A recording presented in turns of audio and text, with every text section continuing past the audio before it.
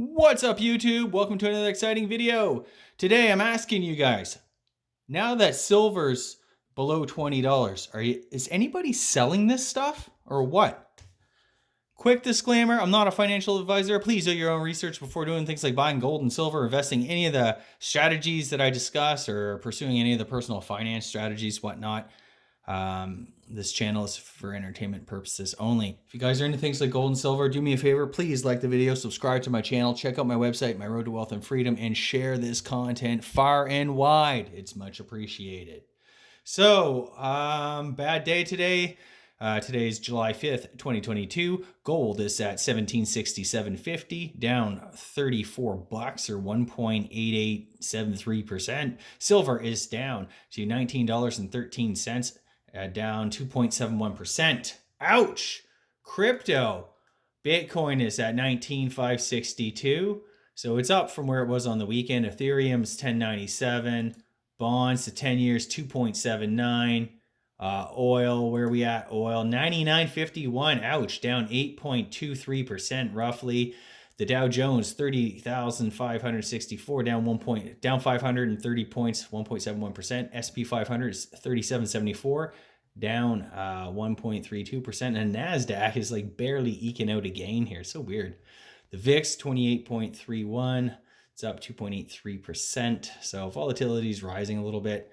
Of course, we have trouble in the Eurozone. Russia defaulted on that $1 billion bond. Japanese yens came under pressure. I think it's recovering a little bit now. The Fed is hell-bent on tightening, and the metals are taking it on the chin. Liquidity is drying up, and that's why we're seeing a big kind of collapse in basically everything. To my surprise, I woke up this morning and one of my silver miners, Pan American Silver, down almost 8%. Maybe it's more now. I don't even know. Crazy times indeed. But I want to know who is actually selling their gold and silver in this environment. And I know if you're watching this, you're probably big on stacking and precious metals and stuff like that. And we know that when this stuff happens, we remember why we hold this in the first place. It is an insurance policy, not a get-rich-quick scheme. And basically, you hold this stuff and hope that you never need it, and hope that the worst never happens. But you just kind of buy a little bit and put it away.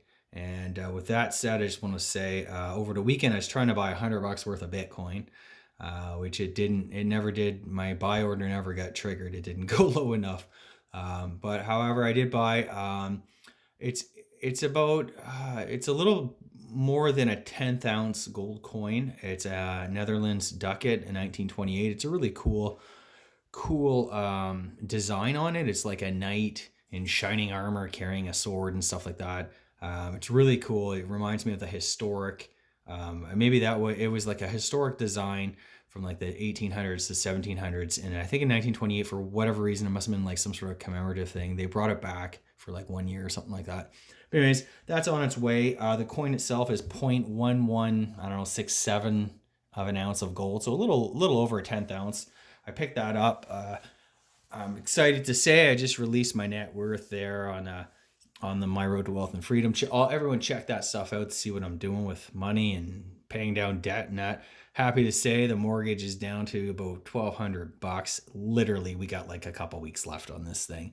I will be so happy to retire this mortgage.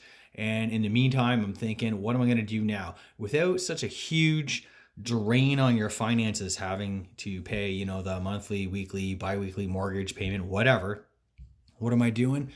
And I think I'm kind of getting into a groove here. I'm looking at maybe, every pay, try to like pick up either a 1/4 ounce or a 10th ounce gold, maybe even a little bit of silver. I mean, if silver goes down, and it's the main thing stopping me from buying silver right now, even though the price is depressed, it's just the premiums are just insane. You're still paying like a 34% premium to buy silver, and I just won't do that. And I'm not picking up, generic. If I'm going to buy some silver, I want some nice maples, a nice maple bar maybe. And meanwhile, the premium on gold is about 5%. So gold is much more reasonable premium, and it does the job, in my opinion, a lot better than silver. No offense to all you silver stackers out there. I love silver too, but at a certain point, you got to say, I'm not paying a 30% premium to own the metal. I don't care what everyone thinks it's going to be worth. And maybe it's worth 500 an ounce or 300 in that triple digit silver. Well, we have yet to see that, and silver has yet to perform. Meanwhile, gold's kind of hung in there. So that's why if I have a stacking strategy, it's always been kind of gold first, silver second. If we do end up in like a kind of, the worst case scenario and you have to go to the grocery store, and use these, I do have, a few hundred ounces of silver, and this will be kind of pocket change, spending money basically. And I think maybe gold would be kind of like a reserve asset. Basically, you can borrow against it or whatever. More of a like kind of financial investment. I'm definitely not buying bread with an ounce of gold, especially in a scenario like that. But anyway, just sort of my thoughts. I like silver. I have a huge coin collection, lots of silver in there. Love it. I loved it a lot more when prices were a lot more reasonable. Basically, I remember buying these 80% Canadian quarters. These were mint, uncirculated, right out of coin rolls for $1 a quarter. That's Canadian dollars, $1 Canadian for one of those quarters. And today it's about, I think, $6 or $7. So it's just insane, where prices have gone. So if these premiums drop significantly, then I think, I'll definitely buy it. I remember, you could buy a 1 ounce maple for $24 Canadian. There was a small premium, I think 8% or something like that attached to that, but not for any of these things, especially if you plan on, liquidating your silver at some point. They're only ever going to give you, spot for it. Never mind the premium. So anyways, just my thoughts. The past few years have been super crazy. And this is what we discussed before. This is right now we are in deflation. In case you're wondering, we are in deflation. And I'm waiting to see if we are going to end up in sort of stagflation.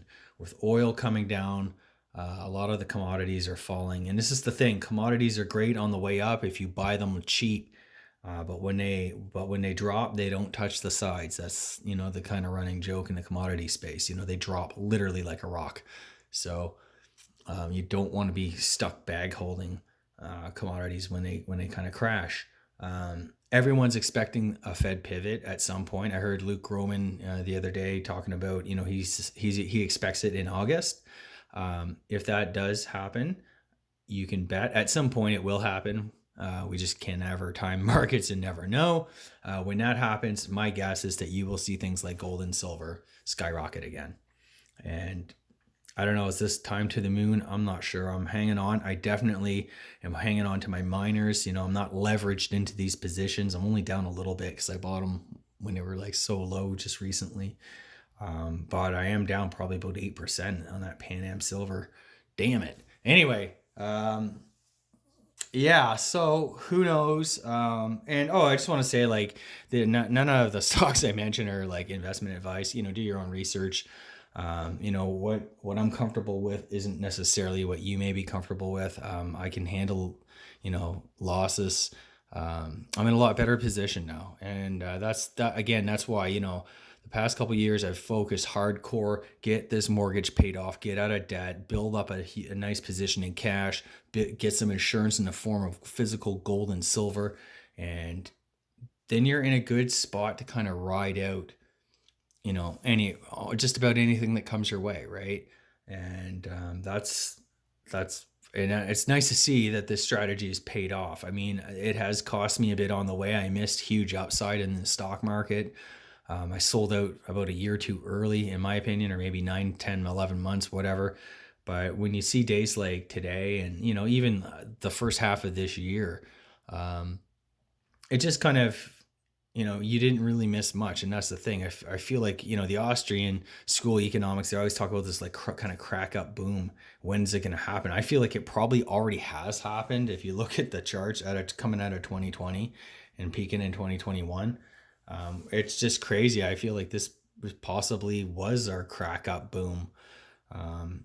And maybe the Fed's just doing a giant head fake right now, and it's kind of fooling everybody.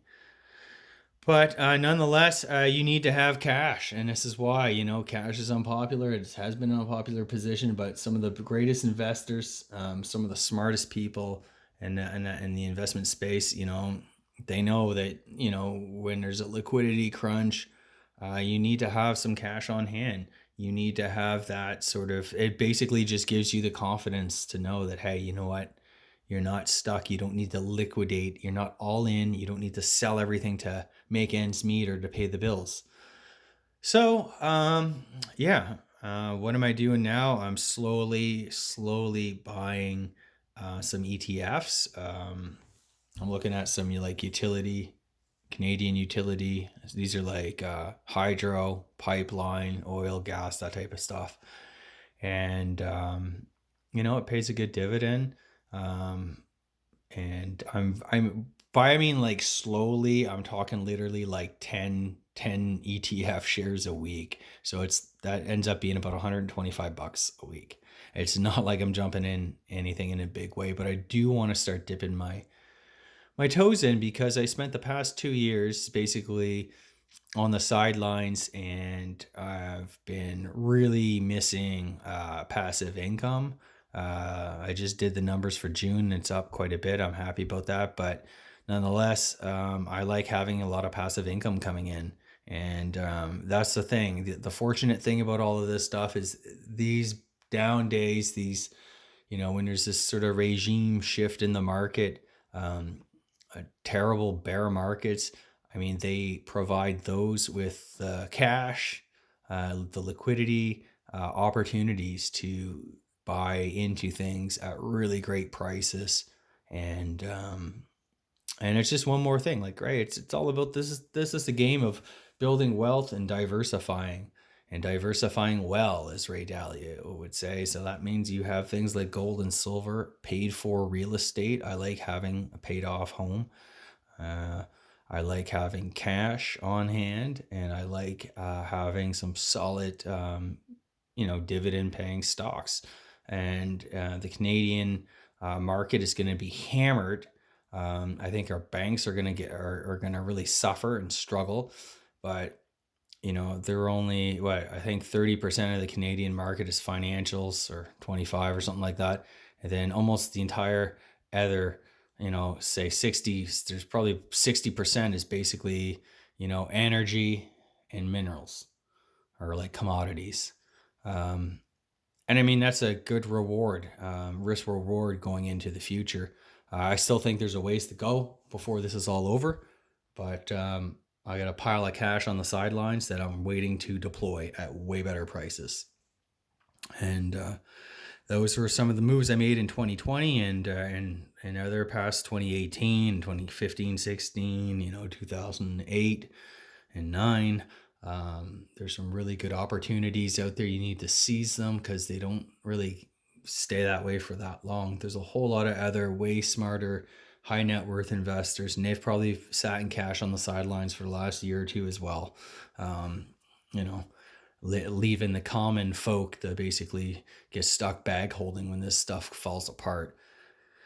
Anyway, so so I just wanted to talk about that. I'm excited to show off that coin. I should get it probably next week. I'm still admiring this Britannia that I picked up a couple weeks back. Don't regret buying any of this stuff. As the markets have sold off, I'm looking at the Forex market. The Canadian dollar versus the US dollar has fallen. So has the price of gold. So what does that mean? That means that this piece of gold that I'm holding in my hand, the price of it is virtually unchanged from when I bought it a couple weeks back. So it is what it is. And this is why I can sleep at night holding things like gold and silver and stuff like that, because I know, the dollar price that you pay, it really doesn't matter. Gold's down, $30-$40 today. Oh, hey, I should go buy some gold. But then, the Canadian dollar is down. And then what? What are you doing? It's basically a wash. And the thing is that's why I just buy this stuff and I put it away. And now that our monthly overhead is in a lot better shape now that the mortgage is paid off essentially. I'm going to be deploying a lot more cash into things like I want my weekly buys. I'm probably pick up some Bitcoin, pick up some gold and silver, and start investing back into some stocks, hopefully at a lot better prices. Um, I mean, this is just starting. This is just starting. We haven't hit bottom yet. It's obvious we haven't hit bottom because all the headlines is like, when is the bear market gonna be over?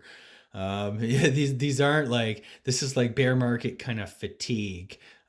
We haven't really seen the panic and terror that we saw in March 2020, in the fall of 2018, and all the 2000, the back half of '08 and into like probably June of '09. It was just the end of the world. So we're far from that right now, and I think there's some like major storm clouds on the horizon. There's a very real chance that the eurozone collapses. I mean, they have soaring inflation; they can't fight it. There's an energy crunch. Um, you know, the debt there is the debt situation is terrible. So um, these type of things, there's a very real chance that we could end up in a depression. There's a very real chance that we could end up with really high to hyperinflation. I was just reading something this morning about Turkey. Their annual inflation rate was, I forget what it was. It's up like, I don't know, 100% or something like that. 79, 80%. I mean, that's pretty crazy. And things aren't getting any better yet. There's going to be opportunities, but like I said, I'm just being cautious and careful. And I think everybody should be basically well diversified, have a good cash cushion, and if try to get out of as much debt as you possibly can, because this is going to be a real killer. This is going to be very painful, even if they pivot or soon. Um, there's a lot of damage out there. A lot of people already can't afford the higher rates, and it's sad. People, like I said, I really do feel there is, at the end of all of these financial crises and stuff, there's going to be like social revolution or something. Because how pissed off is the younger generation going to be when they were promised low interest rates and, we're not going to screw you over, and you go borrow, $1 million and buy a house. I mean, part of it is, just their own kind of, the consumer mentality, the stupidity, the FOMO that goes with that. So there's like, I feel like there's a huge element of personal responsibility. People really need to understand finance, especially if you're looking at borrowing $1 million to buy a home in a bubble market. But anyway, they were sold a dream, and now the politicians and central bankers are taking it away, and they keep trying to, it's a narrow path for a soft landing, and they always preach this stuff. There is going to be mass carnage. This is going to be not a soft landing at all. This is going to be a crash, and God only knows how many survivors are going to walk away from it. But if you're well diversified, you got some cash, very little debt, you got some real good insurance, and things that you hold outside of the system, I think you're going to do just fine. And there will come a time to buy stocks. Even in the worst part of the depression, there was, 32, 34, 35, whatever. After, you need to kind of basically walk through the wreckage and the ashes and pick out the gems. And, there's lots of companies that are going to survive this. And there are things that the world needs, like precious metals, like industrial metals, like energy, like food. These things aren't going to go away. And my guess is, the prices are going to be a lot better. And what we need to do is keep ourselves in a position to win. That's it for today. Please like the video, subscribe to my channel, check out my website, My Road to Wealth and Freedom. Take care.